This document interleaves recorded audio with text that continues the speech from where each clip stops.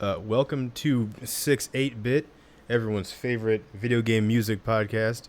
I am Alton, otherwise known as Noodindigo, And I am Anna, also known as Duclin. and today is kind of like a trial run because neither of us have done a podcast before, or at least like an actual podcast where we had to be the ones to start it. So, as I said earlier, this is a video game music podcast, and this episode is just going to be us, like it's gonna be about like who we are, like kind of like an introduction, and just like we're gonna shoot the shit about soundtracks that we like because normally we like in the future like you want to like do like a structured one where we're like, okay, this one's gonna be about this franchise Right, or this particular franchise, right? right, Yeah, so this one's just gonna be like a general one. right. Yeah, exactly. This is going to be more of an introduction to us Hmm. and a little bit of an introduction to our, like the kind of podcast this is going to be. Yeah, exactly. So, do you want to start with like who you are, like what you do, like why you're interested in it? Um, sure. Well, like I said, my name is Anna, and I've been playing video games and playing music for pretty much my whole life. Hmm. I've kind of always been around that environment of like video games where like the form of entertainment of in my home, I guess. Um we I wasn't like I'm not a very like social person. So like oh where did that come from? What was I just that? I don't know, like a cup fell from my desk. And what was I saying? And I video games has kind of been something that you could do like on your own and you didn't have to like socialize too much.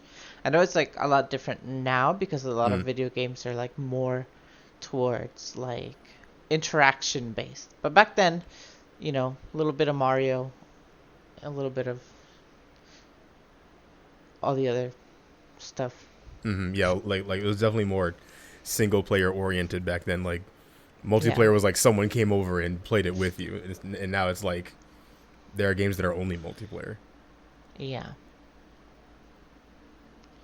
It's kind of funny really because when I started playing video games it's because it's something that I could do on my own, and now I mostly only play video games to spend time with other people. Hmm. So it's like a little bit of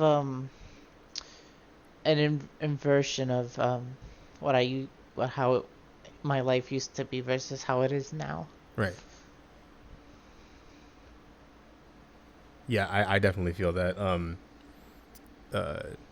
Because especially now, because like we're recording this in like 6 months after the whole like coronavirus nonsense. So like video games is definitely how I'm like the main way I'm connecting to people now. Right. So it's definitely funny to look back on that because I had a pretty similar childhood.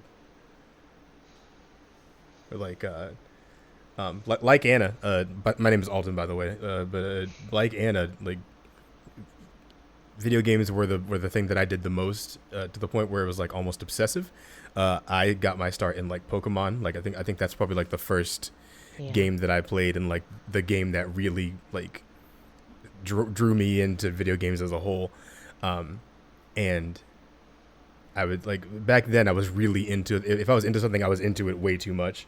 And it I wasn't get until that. yeah, for sure. And it wasn't until like up until that point I just wanted to be like a game designer because I'm like the only thing I like is video games. I don't really care about anything else. So if there's a way that I can make money off of video games, which if you had told me if you had told 12-year-old me that right now one of the highest paid people on Twitch makes millions of dollars by playing Fortnite, I would have said you're fucking stupid.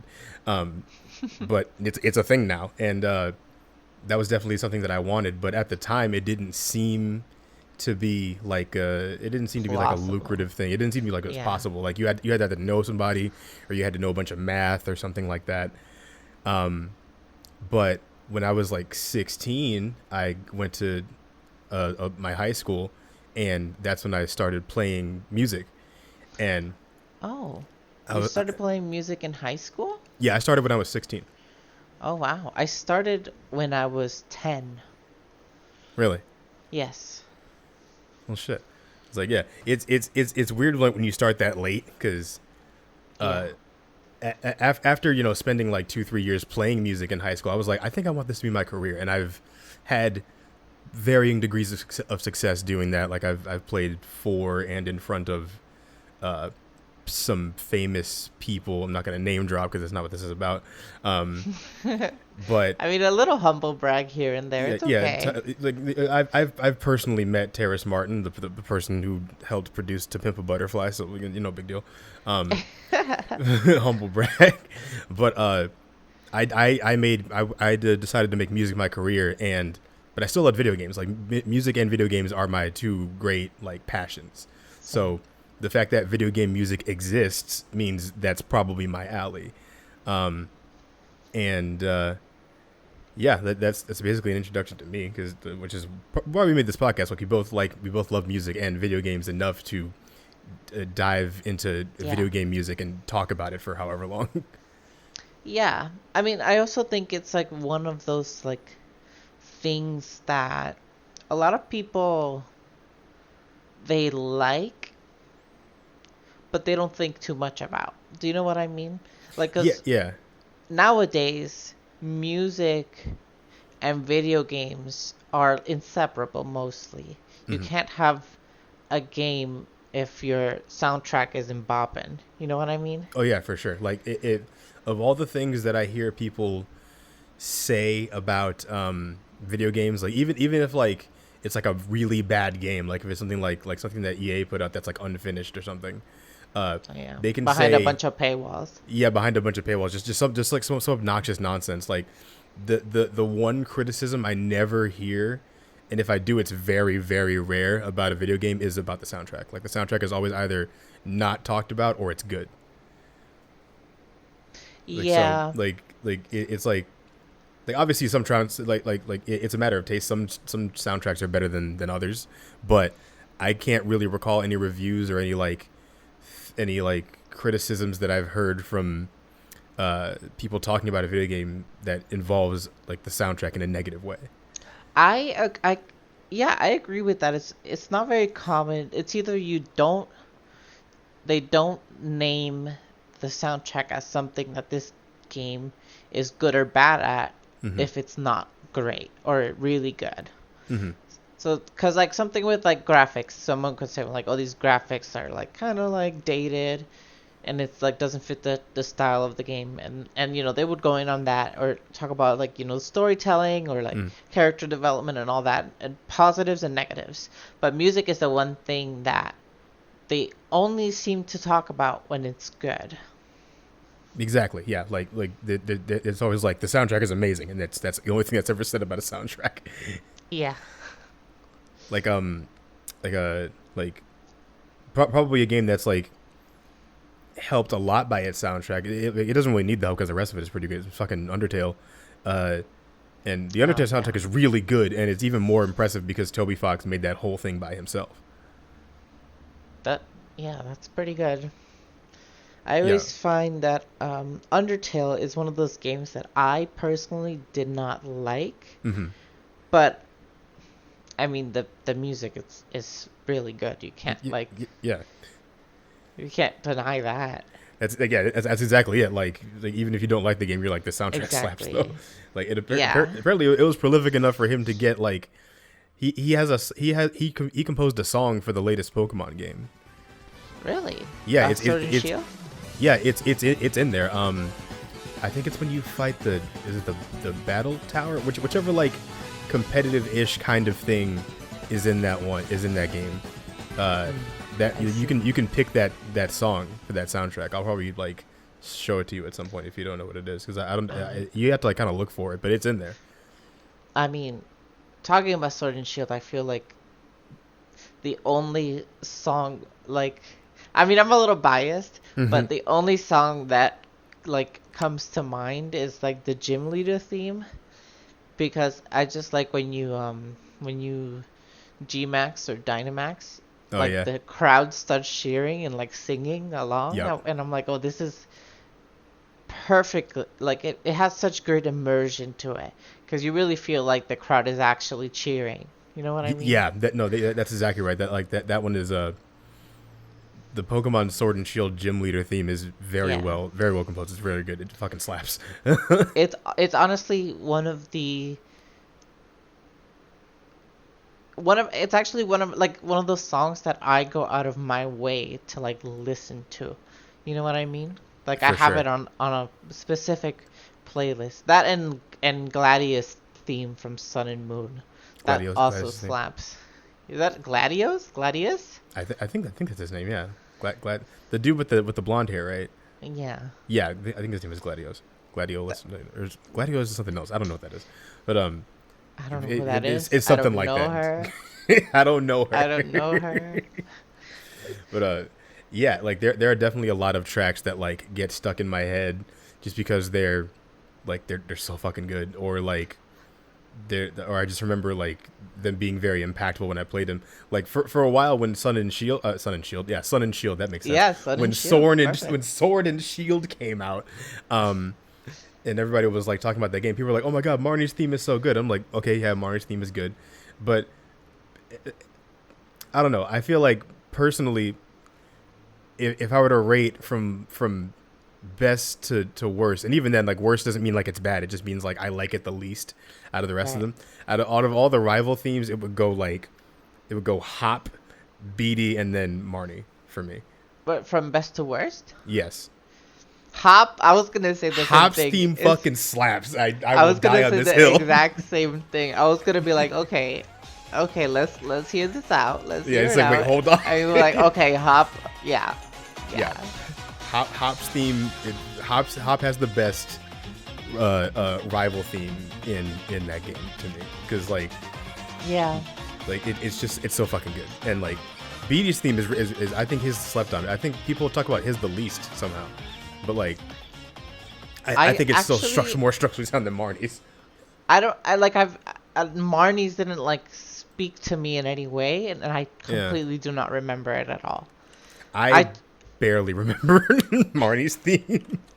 she was just like to me. People are obsessed with her and love her, but to me, she wasn't like a very dynamic character. Do you know what I mean?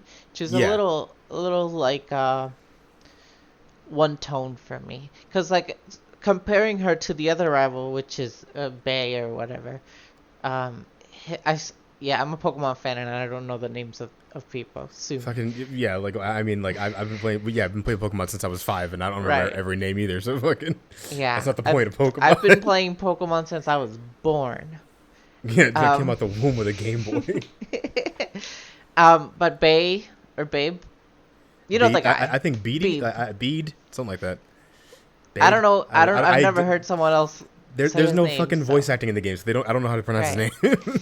We wait till the anime and then we learn how to pronounce names. Right. Okay. Him as a character was a lot more dynamic because he thought what he like.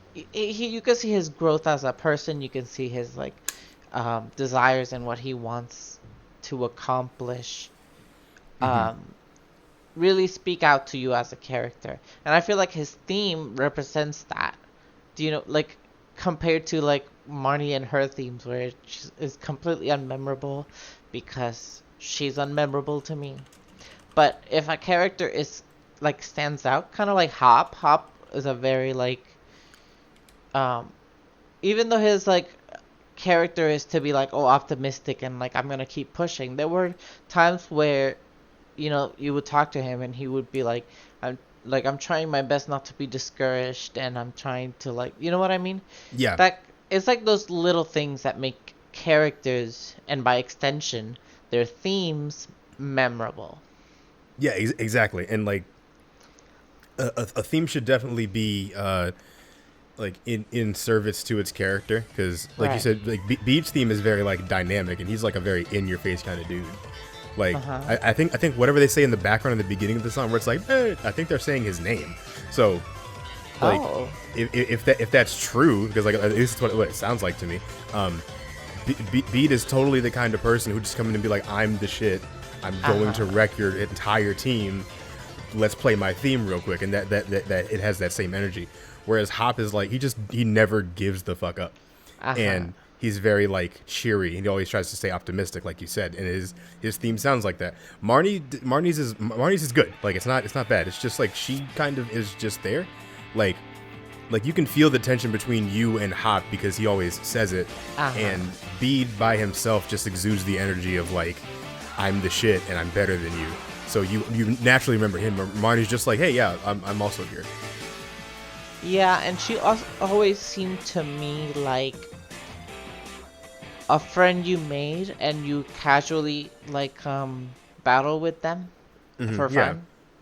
I feel like that's the relationship rather than a rival. That is someone that you're like actually competing with. Obviously, you are competing with her because she's trying to. It's like a tournament system. You know what I mean? Yeah. Where you get all the badges and then you go into the tournament. But for me, I'm gonna call him Babe because that. For me, Babe or whatever his name is, he is in very much opposed to you. Mm-hmm. And I feel like his theme really like represents that because it's like a very like loud kind of like, you know what I mean? Like a very in your face type of song. Exactly. And that's how he is. He's a very in your face type of person.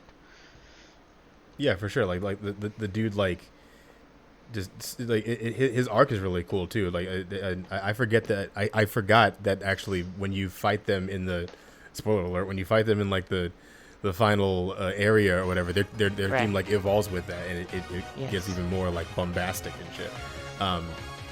It's like I especially remember Hop's theme because that shit goes hard. Like the thing is switching genres and it has like more horns. And it's got like that crazy like samba piano part. I was like, bro, this is crazy. But yeah, like they definitely reflect each character well. It's just a lot of people. I don't know why so many people were so into Marnie's theme. It's like it's not like it's bad. It's just like I feel like maybe it's just me. Once I lay out my soundtrack taste, maybe it'll be obvious why. I'm gonna tell you why. I'm gonna tell you why real quick. It's because she's a goth GF. That's the only reason. Yeah. That's true. Yeah, she is a goth. She is totally a goth GF, even though she's like 10 or something. Yeah. But I mean, people don't care about that. Oh yeah. What is the point? Yeah. Yeah. But yeah. I think I end up liking Bede and Hop's theme because like they're both very like dynamic, and like if I name off a few things that a few soundtracks or a few like pieces of video game music that really stay stuck in my head, you'll be like, oh yeah, this guy has a taste. Like this guy likes certain things. Fucking like what is it? Meta Knight's Revenge from Super Smash Brothers. Or it's like like that shit. Well, talking about Meta Knight and Kirby, let's talk about the music from Squeak Squad though. Have you played Squeak Squad? I have not actually. Oh my god, listen to that soundtrack. Yeah, it is for no reason. It bops so hard. Like like Kirby music is always like, like a little like floaty and kind of like, wind chimey. Does that make sense? Yeah, it's always like very like upbeat and very like it's usually very fast too. Yeah. Like I don't think there's any Kirby song that is under like 100 BPM. Like they're all like stupid fast. But Squeak Squad, the main theme from Squeak Squad, man, that is like if I had a nostalgia song in my mind, it would be that one. Kirby Squeak Squad. Which what's it called? The song? Yeah. I'm pretty sure it's just the theme that Squeak. Like Squeak Squad theme. Squeak Squad theme. I'm not sure though. All right, I'm listening to it now. It's so good. Okay, this goes hard.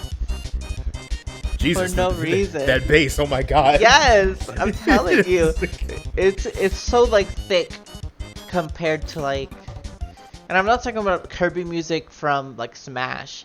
You know what I mean? Because Yeah. Smash rearranges all of the music Right, right. to fit like the battle type of thing. But that, since it's like from from like a base Kirby game, and it just slaps so hard. So good. Yeah, no, yeah, just the first 30 seconds I listened to that, I was like, good god. like who is the main composer for Kirby games? Because they just like they never miss. They really just don't miss. Hold on a second. It's like Kirby is one of those franchises that really knows what their game is about, and they reflect that through the music. Do you know what I mean? yeah, for sure. Because Kirby's like he's like he's a mystery. He can just like he can absorb people. Like he goes through adventures and shit. It's always like very high energy. Like shit is always happening in his game. Like there's never really like a dull moment when you're going through a Kirby game. Like there's so many things to look at. That's true. The music does a lot in what do you call it? The music does a lot in reinforcing that by having so many parts to it that all work together and also being so fast. Like there's always at least like 3 or 4 parts doing completely different things, and it doesn't sound like a mess. And it's amazing. It looks like Jun Ishikawa is the dude who does pretty much all the Kirby music. Like he's always the dude that's on there. Yeah. Like I'm looking at his production history right now, and it's like Kirby's Dream Land, Kirby's Adventure, Kirby Superstar. Last thing he did was Super Kirby Clash and like and Star Allies. Yeah, he's been the dude. But did he do Squeak Squad? Yes, he did. Yeah, that's my hero. Yeah, Jun Ishikawa is the GOAT. Like probably the most slept. Like I feel like Kirby as a series in general is just kind of it's not slept on because it's obviously popular, but like if you have a list like in order of like the most popular Nintendo franchises, it's going to be like either Mario or Pokemon, probably Pokemon, because it's like because it's like isn't that like the highest grossing franchise in the world right now, like in history or some shit like that? The audience can fact check us and be like, "Oh, you guys don't know what you're talking about." I mean, but it's last time I checked, I think it is like the highest grossing media franchise. Like that doesn't necessarily mean just the games. I mean, like like the TV show, the game, the card game, the card game, the stuffed animals, everything like that. Like all that revenue, it is the highest grossing thing besides maybe like Star Wars or something. Well, Star Wars is like a very like big thing too. Yeah, it's gonna get bigger since they're owned by Disney, but fucking. Yeah. So it if it goes, it would be like Pokemon, Mario, because if Mario's not first, he's definitely second. Zelda. Well, Zelda. I don't know. It could be between Zelda or Mario. I think it definitely depends. I don't know. I feel like they Mario's like the mascot, so like that's true. He'd probably be like if he's not second, he's definitely first. Like the top 3 are definitely Pokemon, Mario, Zelda. That's like indisputable. Like you can switch them around depending on certain things. But after that, it's like who, like I think Kirby's like 4, because what else is there besides like Metroid? Okay, like people. Well, there hasn't been a Metroid game in a very long time. Yeah, exactly. It's still popular, but it's getting to the point where like Metroid is becoming like niche, even though it is a very niche. Like speedrunners love Metroid. But other than that, since it's not a very competitive game because it's mostly single player, I think it kind of like faded into the background a little bit. Yeah, but like, Fire Emblem recently got like an upgrade in popularity. I think they're probably above Metroid at this point. Yes, I do believe so. Yeah. Yeah, but like the top 3 Nintendo franchises, like everyone knows their music. Like everyone knows what Zelda's Lullaby sounds like. Everyone knows what the original Pokemon theme sounds like. I don't think there's a single human being alive that doesn't know the original Mario theme. Yeah, that's I was gonna say the same thing. Everybody knows Mario. Yeah, like even people who don't play video games ever have at least heard that shit through osmosis. So when the Nintendo Switch came out and when you got the internet, you could access like those like classic video games. Yeah. for like free. the NES stuff. Right. Yeah. My mom does not play video games. I'm telling you, like she hates video games, but Right. she sat there and played. Like I couldn't get my Switch back. We ended up buying her a Switch so she could play Animal Crossing. But Aw. yeah, because everyone had it. Like my sister, my nephew, my two nephews, my brother, my brother's girlfriend. Everybody had a Nintendo Switch, and we were all playing Animal Crossing. So Of course. we got her one, and it's just like she's somebody that doesn't play video games, but Hmm. like she was just so attached to these like classic games that she like, you know, played when she was like a maybe like a young adult, probably like around my age or younger. Right. Right. Maybe not. I don't know. I don't know what I'm talking about. Time. I don't know what time is. Time is a construct. It's like BPMs are a construct. Yeah. But like, yeah, like Mario is incredibly popular, which is why he's the mascot of Nintendo. And like, even just being on like the number, like Kirby is absolutely like the number 4 spot, just like given how like popular he is. Right. But like, he's like in this weird like pseudo popularity thing, because like a bunch of people know about Kirby, but not as many people. Like more people know about Zelda than people who know about Kirby, but like Kirby's still popular, and I think that like affects like how people view his soundtrack, because you could probably ask a random person, any of the big 3 for Nintendo, be like, hey, what's a song that you like from this one? But if you ask them for Kirby, they'll be like, I don't fucking know. Like, Well, you say that, but I feel like this is how I feel. I could be wrong. Well, here's the thing. Super Smash Brothers True, yeah. is keeping a lot of these franchises alive Mhm. in by adding their characters. And I feel like I'm not saying that Kirby's staying alive because of Smash, because their games are good in their own right. Yeah. But since the Dream Fountain or whatever the stage is called, Fountain of and Dreams. yeah, Fountain of Dreams. That the song that plays there is like iconic Kirby, and like anyone can recognize it. Okay, Like, true. you know the one I'm talking about, the Gourmet Race. Oh, yeah. Gourmet Race. Gourmet Race, yeah. Everybody knows that, and everybody knows it's Kirby. And Yeah, I that's think it's probably his most mostly popular. because and I think it's because of Smash, because Smash has like widened the audience for a lot of these games. Yeah, for sure. But like my thing is like everybody knows like the top 3 because of the games they played, not necessarily through Smash. You know what I mean? Like, Yeah, that's true. like it's Smash is like a whole different thing. Like we like I don't even think we can ever talk about the Smash soundtrack, because then we're just gonna be talking about every franchise that like Nintendo's even glanced at. I'm pretty sure Smash for the Wii U, Smash 4, had like 800 different tracks. That's ridiculous. So, and I don't even know how many the new one has. I haven't like. I think Ultimate has like more than that. Hold on, let me see. How many tracks are in Ultimate? If I can spell Ultimate, 850. So there's 850 in Ultimate, and they keep adding more whenever they Yeah, they do. have DLC. Because this is from 2019, so like they missed out. I don't On think all the Terry was out. DLC, At that I think point. that's baseline. I really think that's baseline. Yeah, like I think that's without DLC, because this is like April. This is April 17th, 2019. What was it? Terry got like 50 tracks added to Smash just from him being in the game. Yeah, Min got like maybe like 20 something, maybe. I don't know. Yeah, like Talking about Min though, the main theme for her is so good too. is it like- her theme or is it just like the arms? I'm not sure if it's the ARMS theme or if it's her theme, because I haven't played ARMS. Yeah, I haven't either. Sue me.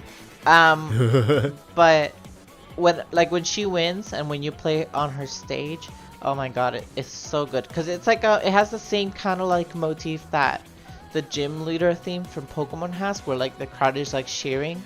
And I don't know, I guess I'm just crazy for like people cheering in music. If you want me to buy a song Just put people cheering in it. just like go record a crowd of people and be like, ooh. Yeah. Well, I mean, obviously it has to be like, go with the melody and like harmony and all like, that. have like But a call and response thing. yeah. Oh, but it's so good. It's so good. I recommend you check that out. I don't know if it's Min Min's theme or the main theme from ARMS, but ARMS actually has a really great soundtrack. But then I mean, I'm viewing the soundtrack for ARMS through the lens of Super Smash Brothers. Yeah. So I don't know how the original soundtrack is, but the Smash version of it bops. Highly recommend. For sure. I'll have to listen to that later because like I haven't played Super Smash Brothers and I haven't played Ultimate in quite a while, which is why I'm bad at it. And even then, like I barely even like looked at Min Min when she came out, so I was like, oh wait, so I didn't really get a chance to immerse myself in that. I've never played Smash a day in my life. That's a ever fat lie. I'm just thinking I probably have like over 800 hours on an Ultimate. Oh my god! And this is the game. Ultimate is the game that I played the least out of all. Are the you Smash serious? Games. Yeah. So far. It's like I think last time I checked, I have like 160, but that was mostly like concentrated around like the first 6 months of the game coming out. Because I don't really get obsessed with certain games a lot. Like, not saying that's a bad thing. I kind of wish I did because then I'd actually be good at a lot of them. But like once I'm done with the game, I'm like I'm good with it. Like I don't really I return to it when I get the need to return to it. I don't really like go above and beyond when I'm playing something. Really? Yeah, I mean like the most I've ever put in a game and in one playthrough was probably like either because it was super long by itself or because it was it's a game that technically doesn't have an end. Like I put 300 hours into Dragon Ball FighterZ and 300 hours into like over 300 into Overwatch, but that's because those games are multiplayer. Like they're like I just have people that just play PvP. Them. It's not like I put 300 hours into something like Skyrim or like there's like, people like that do that. Oh yeah, no, like the Skyrim, like they fucking people spend like 600 hours in Skyrim. They also spend like $600 on each time it gets ported to a new console. Yeah, for sure. So I was like, I've purchased Skyrim on 3 separate occasions. One time for Xbox, once for PS4, and then once for PC. You know what they could do? Release what? Elder Scrolls, 6 or 5 or whatever. Which one is it? I think that one's 5. 6? Release 6 already. We're tired of Skyrim. Yeah, like people aren't tired of Skyrim, but they've made enough money off of Skyrim. Like they've made more than enough money off of Skyrim to the point where like they didn't try anymore. They can make the next game for free. There's so much money they make on ports. Pretty much. Like and the thing is like I don't want to go on too long a tangent about how Bethesda's a fucking like a lazy ass company, but like I bought the remastered edition of that shit on PC or something. Was it on PC? No, it was on PS4 like last year or something. And anybody who's played Skyrim knows about the Dawnguard DLC. And so basically the Dawnguard DLC involves vampires, and you have to go to this dungeon and you find this vampire chick that's been chilling in there for like 1,000 years or something, and she's like, take me to my castle. I'm like, okay.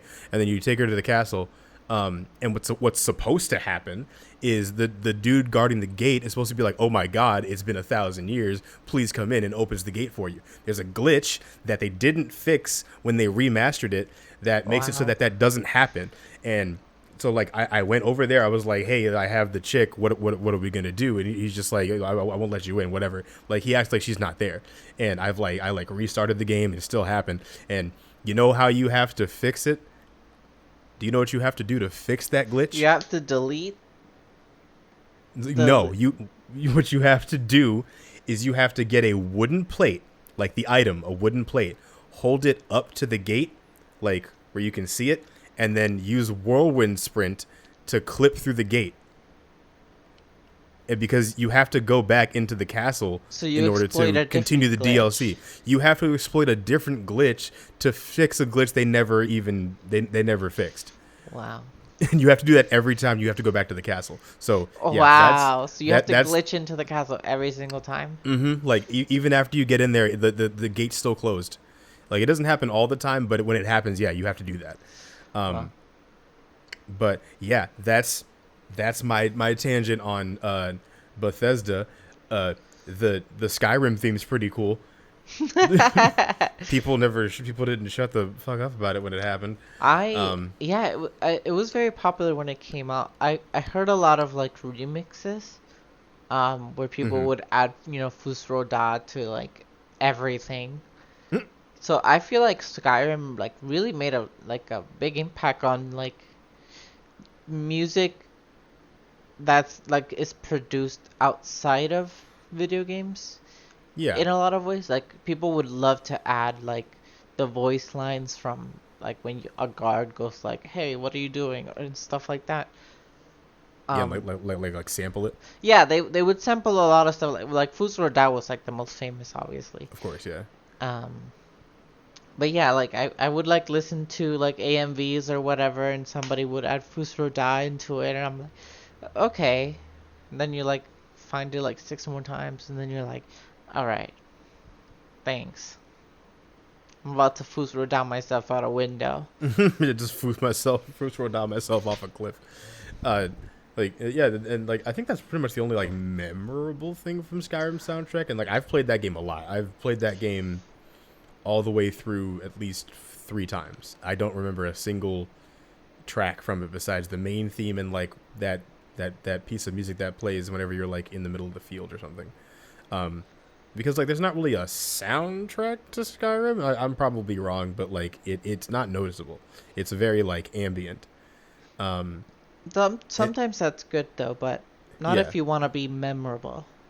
yeah, but I think like Skyrim has enough in it that That's it true. doesn't necessarily need to be memorable off of its soundtrack, and the soundtrack is just to like complement the rest of the experience, but in a way where it's not intrusive.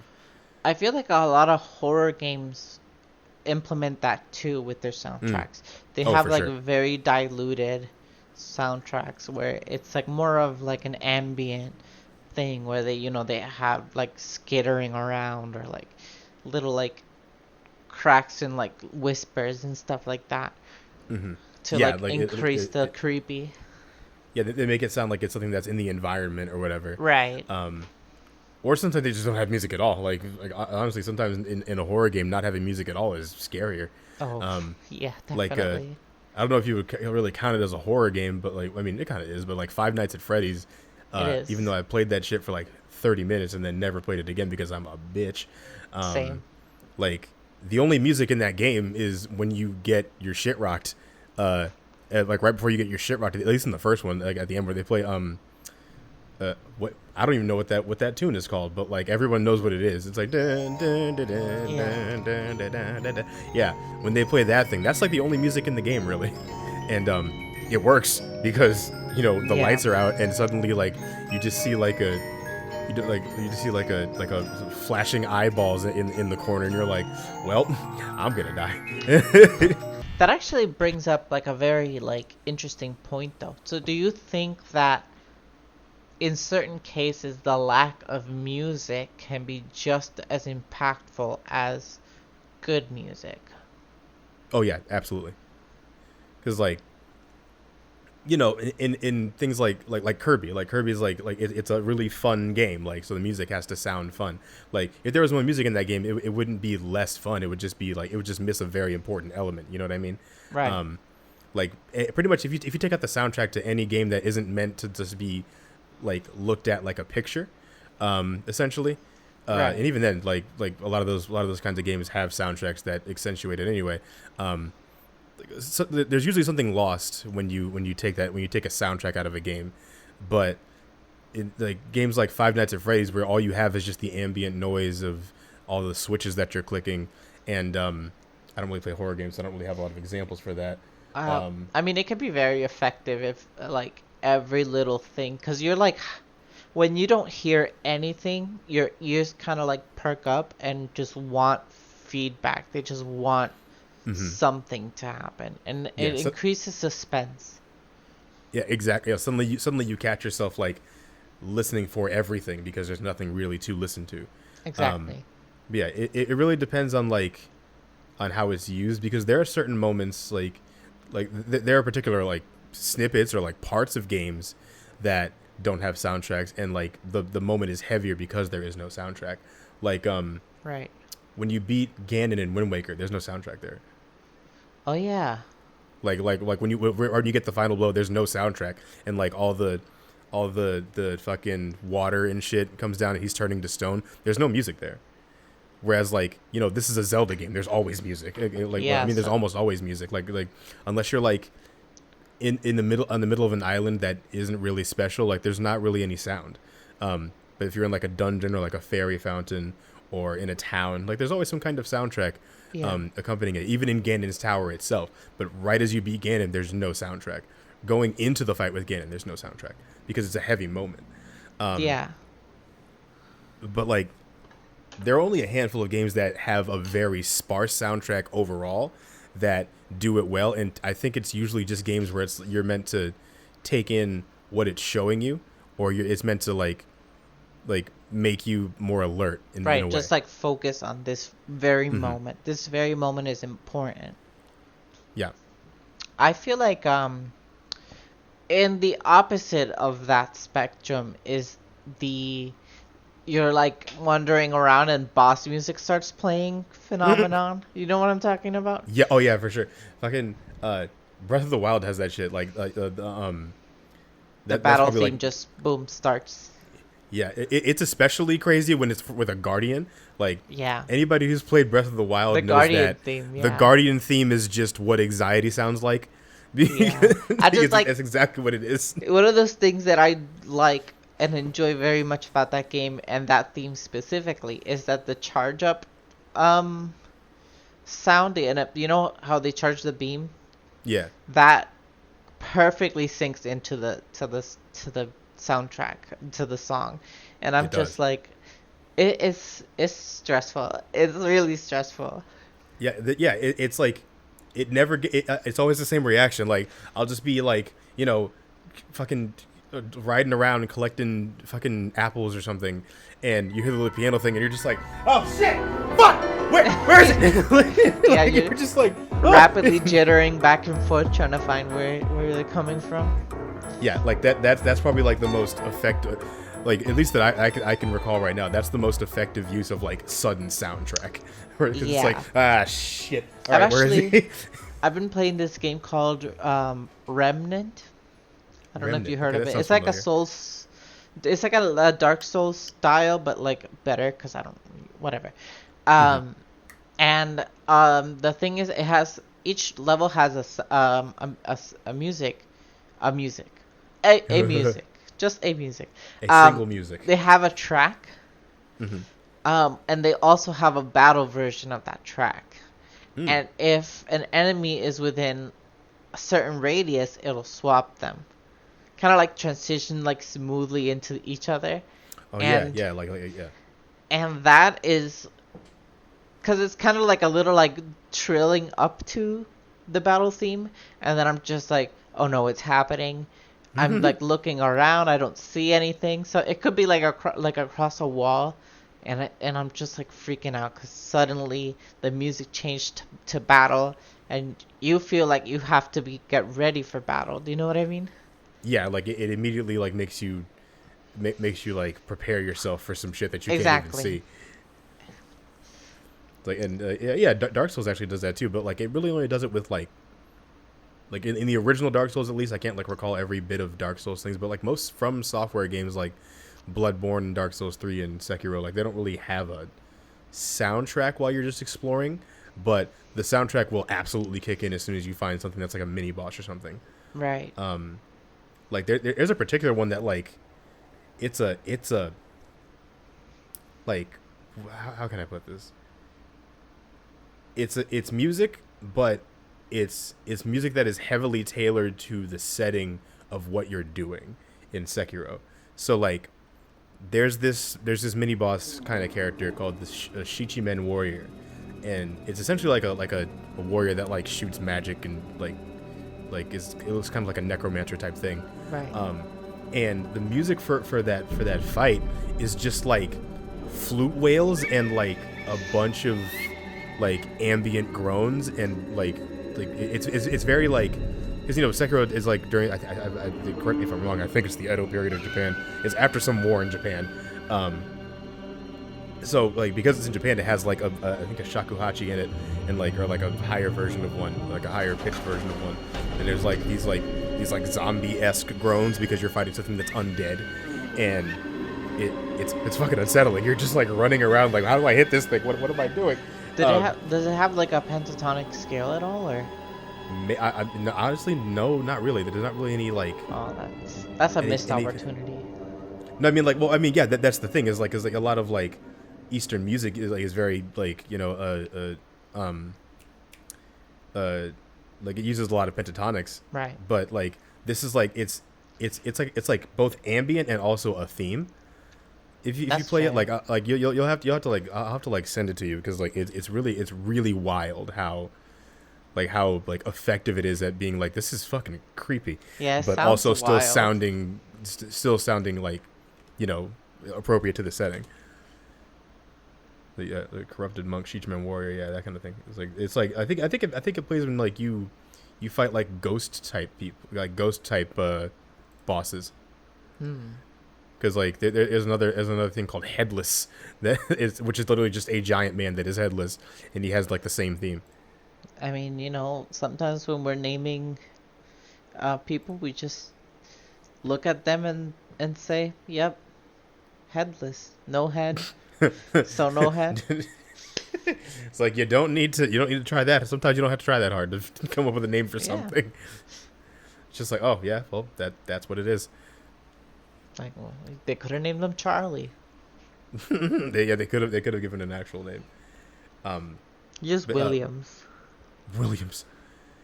It's like speaking of like Japanese sounding soundtracks, a lot of the music in like Ecruteak City is really nice. From like Pokemon Silver. Like especially in the Soul Silver remake where they can actually put in things that sound like real instruments. Yeah. MIDI was so great though. What is it? MIDI? Oh yeah, for real. Yeah, like that shit. Like you had to have good composition skills if you were playing, if you were doing MIDI back then, because I think like games like Pokemon and Pokemon like Silver, they only had like 3 or 4 tracks available for sound in general, which is really funny because I remember playing Pokemon like Red, and I would be hearing the music, Pokemon Red or Silver, and I'd be playing and hearing the music, and then I'd accidentally bump into a wall, and the music would stop for a bit. Oh yeah. But one part of the music would stop and just be like, doom. like in the middle of like, I remember being in the middle of like the ice path in Pokemon Silver, where it's like did it's like did because I keep hitting in the fucking especially wall. When you're running. I feel like that's one of those things that when you're running. And speaking of I feel like a lot of Pokemon games Pokemon is a good example of like evolution of music, because for sure. They have their, like, the Pokemon theme is all of the games have like a very similar like battle theme. Yeah, like you can tell it's like a variation of like the original. But that's the thing, it always calls back to like the very original battle theme, and I think it's one of those things that really like highlights how music and games can like evolve together. Yeah, exactly. Like it grew with the technology that it was that was coming out, because it went from you have 3 tracks available for sound, so I hope you know how to make a whole song with just 3 parts. Right. We have enough MIDI to sound like an entire orchestra and have it be almost indistinguishable if you're not paying attention, which is amazing. Like that's going to be the next thing we touch on in like the next episode. Is going to like be like a deeper dive of like the evolution of that and like how how it's composed for the Pokemon series. But Yeah, so tune in next time for that one. yeah, that's gonna be the next one. We're listening to that because like, what did we pick? We picked like towns. Yeah, we're the first episode's gonna be Pokemon towns, Yeah. because I feel So like we're Pokemon is like a very big, very very big game and a lot of music in it. So I feel like starting out with towns, because it's a lot of the most memorable parts, like Lavender Town people. oh god, Lavender Town. I remember a mutual friend of ours, like he lived with me for like a summer because we had a job at the same place and I lived like a 5-minute walk from it. So it just made more sense to have him stay there instead of, going back and forth to his house. And one time this motherfucker, I had a shift and I was coming home from work and he didn't. He had to go somewhere else, so I wasn't gonna see him at my place. But fucking, I like sit down on my couch, and I'm hearing like in the background like a very faint Lavender Town. Like it's just like, I was like, where the fuck is that coming from? This dork fucking put his like phone. like played Lavender Town on the Bluetooth speaker. Yes. Like just quiet enough for you to hear it if you weren't talking. So I'm just sitting around and I'm just like, what the fuck is that? So then you play it on repeat on the Bluetooth? Yeah, he put like the 10-hour version or something. Oh, that's great. That's a great prank. Yeah, that was a good one. I was like, where is that coming from? But yeah, fucking Lavender Town. Like, we could probably have a whole episode on just Lavender Town, to be honest. Because Lavender Town is a mess. I remember when like that creepypasta that was coming around where it was like, oh, the real version of Lavender Town that caused a bunch of kids to commit suicide for some reason, and it was just like Lavender Town, but they added some extra bad noises in there, and then like the end of it was just sounded like a MIDI piano being like smashed. Yeah. So literally they took both arms and just smashed them on the MIDI piano. All on the low end. Yeah, I was like, this is bad. I don't think this will make me kill myself. It make me. Well, it's so bad. Playing. It was so bad that it made me want to kill myself. Yeah, it was fucking awful. I was like, this would definitely make me stop playing the game of all things. I feel like I'm not going back there. Lavender is one of those themes that is kind of like preceded the game itself. A lot of people don't even remember Pokemon Red, Blue, Green, but they all remember Lavender's theme. Yeah, Lavender Town was very memorable because like I think the creepypasta like lent to that reputation that it got. Yeah, of course. Like, and this is something we'll definitely touch on in the next episode. But like, fucking Lavender Town sounds the most different out of all of them. Like, when I was listening in preparation for the first episode, I noticed that 3 or 4 of the towns have the same song. Yeah. Which I knew that, but I didn't think it was 3 of them. I thought it was just a couple. But Lavender Town, like, its tone is entirely different. Like, it has a different different feel. Like it just follows like a different like chord structure. It's really out there. Like it's probably the most unique song, at least for towns in that entire generation of Pokemon games. I feel like a lot of the times we don't realize that some of the towns have the same themes because as like Pokemon has evolved and new games come out and new graphics and new ways to put music into video games, they've actually been more careful to give each town their own theme. Yeah, for sure. And that just makes you think, oh, well, they always did that. Yeah. Pokemon Red, like the first generation of Pokemon as a game, is a fucking mess. Like, oh yeah. Like everybody knows about like Missing No, which is like just a thing that's just a glitch. Like that's like the hardest glitch ever.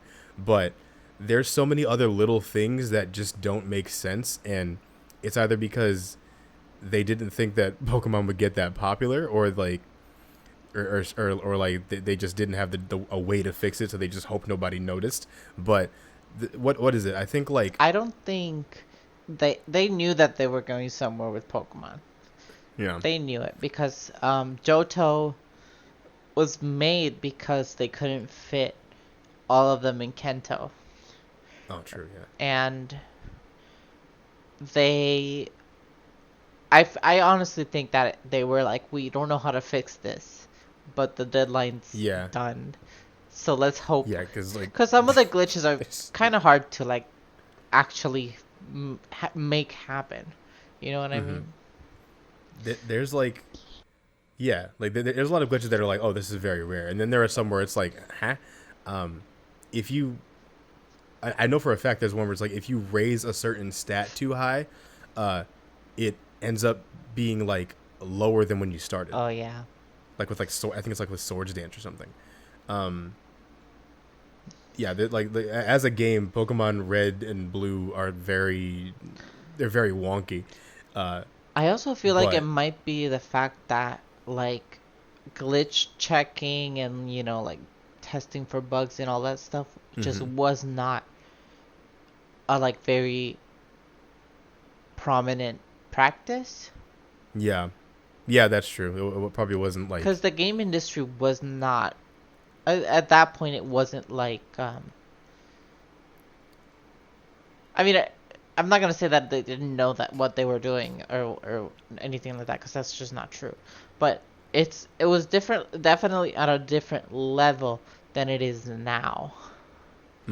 Yeah, for sure. Like, video games as an industry now is like, it's like a multi-billion-dollar industry. Like, probably Yeah. beyond that.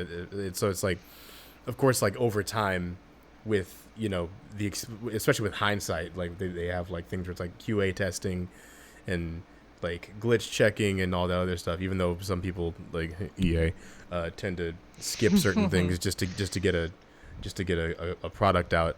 So it makes sense that, like, back in, like, the 90s, Pokemon came out like 96, right? Yes. Yeah, I think it was 1996, and then Silver came out in like 2000 or something. But yeah, back then when you're just making something, especially something that has 150 usable characters, Right. something's not gonna get done, or something's gonna get oversought. Yeah, and it was very ambitious for that time to be like, we want the character to be able to collect this 150 animals. Yeah, you can collect more characters. Which, like, some people would say, like, I think, did Shin Megami Tensei come out first? No, I think Shin Megami Tensei came out after. I'm not sure. Like, because a lot of people say, like, Shin Megami Tensei is like Pokemon for adults. Well, I mean, the beautiful thing about Pokemon is that it transcends age in a very simple way. Because you could enjoy it at a base level, or you could enjoy it at a very competitive level. That's true, yeah. I have a nephew, and he loves Pokemon. He loves Pokemon, but he doesn't know a single thing about Pokemon. The only Pokemon he knew was from the anime, because he watched the anime. That makes sense. So I bought him this big book. It's just like a Pokedex, and we bought him Sword and Shield, and all he does is he wants to battle me all the time, and it's really cute, actually. Aw.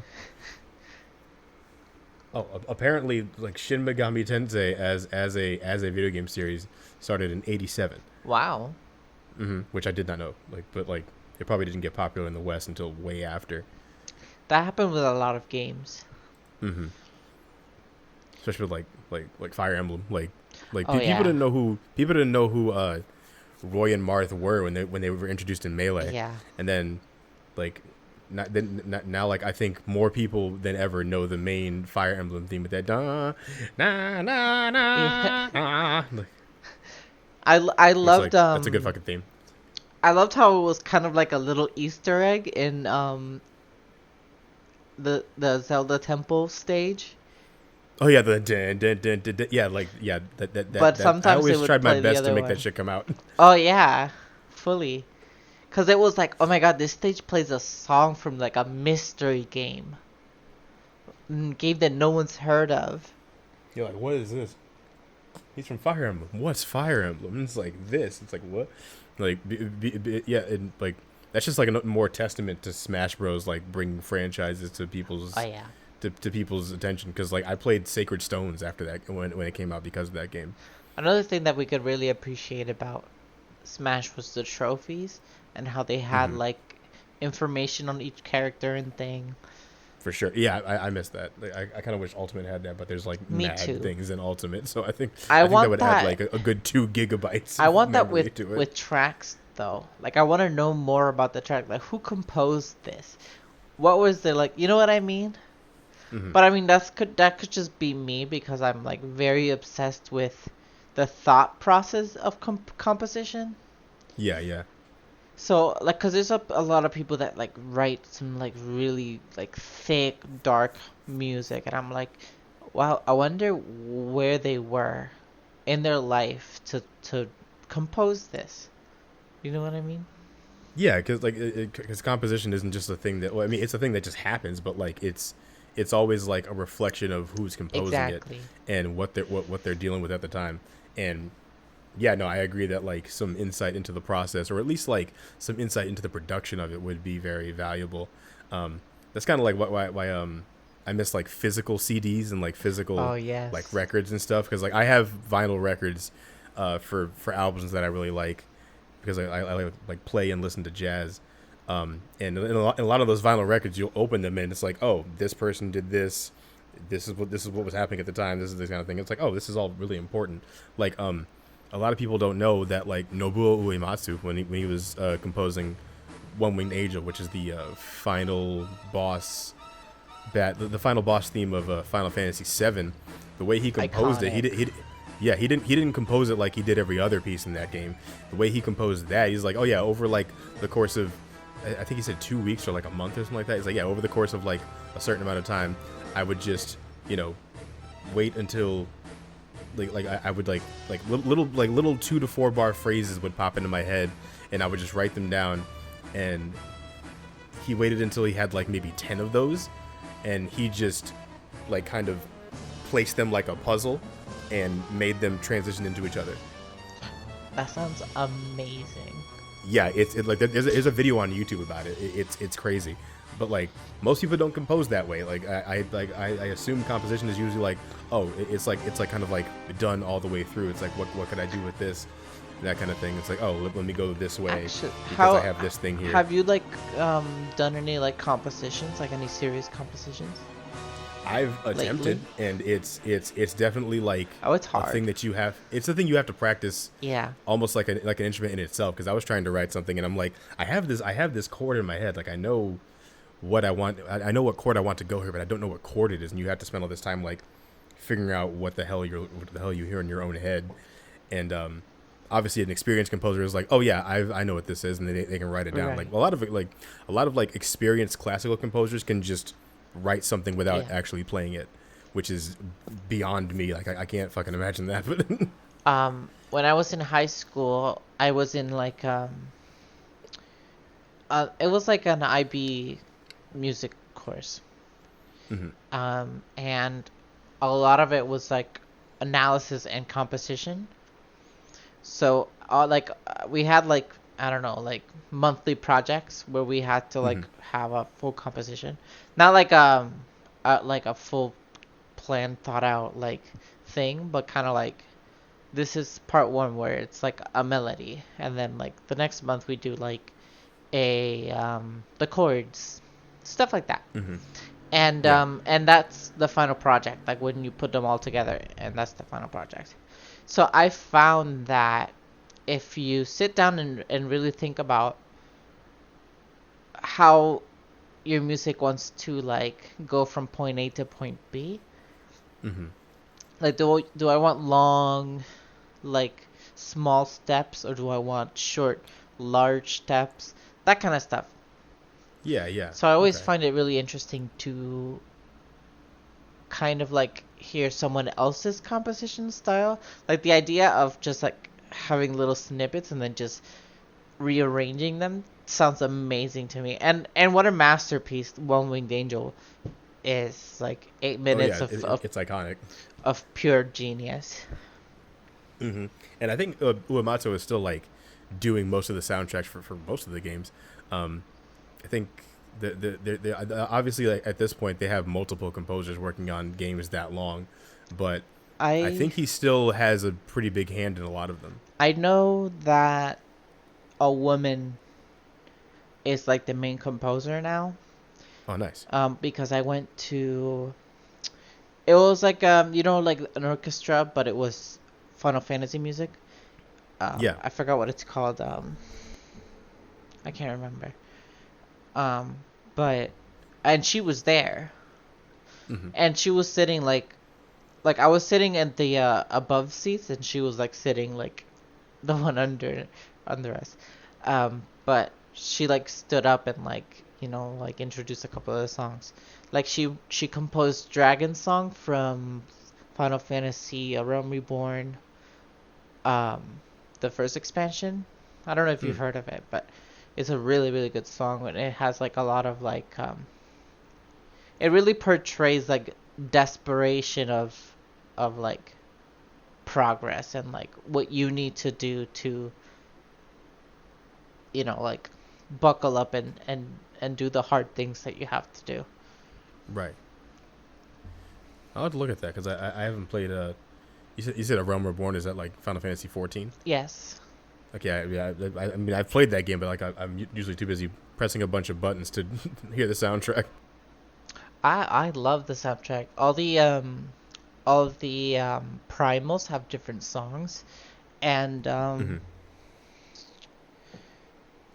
there's this one in particular. He's like a big beetle guy. He looks like Yoshimitsu, but Oh, okay. with bug armor and four swords. And his theme is very he looks very much like a samurai, Yoshimitsu. You know what I mean. Oh And yeah, I and know the you see it music too. is very like Eastern, like pentatonic, like very upbeat, and I that's my weakness. That I am cheering crowds, just like pentatonics. I'm very fond of pentatonics, like just pentatonic scales. Yeah, they for sure get the job done. Like sometimes all it needs is five notes in a certain order and Yeah. done a certain way. Like um the this is like a very niche pick, like a very like obscure pick, but like the music when you fight the Kimono Girls in the second gen of Pokemon, like Uh-huh. like that little bit of like intro music, that's all pentatonics and that shit goes hard. Like yeah, it's pretty crazy. Um, we've been at it for like an hour, and I actually have to like start my Oh yeah. stream or whatever in a bit. We can end it here. Um, yeah, like that's good. So yeah, this was just like an introductory episode to like who we are and like our thoughts on music. We've talked about a bunch of different franchises already. Yes. Future episodes I think we're gonna like try and make it like a little more focused on like just a particular thing because Right. clearly we can expound upon things forever. Uh, um, but yeah, next one is the Pokemon towns, right? Yep. So tune in next time. We're gonna talk about Pokemon towns and a little bit about Pokemon in general, but mostly we'll Yeah, be focusing on towns. word. All right. Yeah, well, thanks for tuning in to the first episode of 6-8-bit. Um, we hope to see you in the next one. I hope you keep listening and hope it was entertaining for you.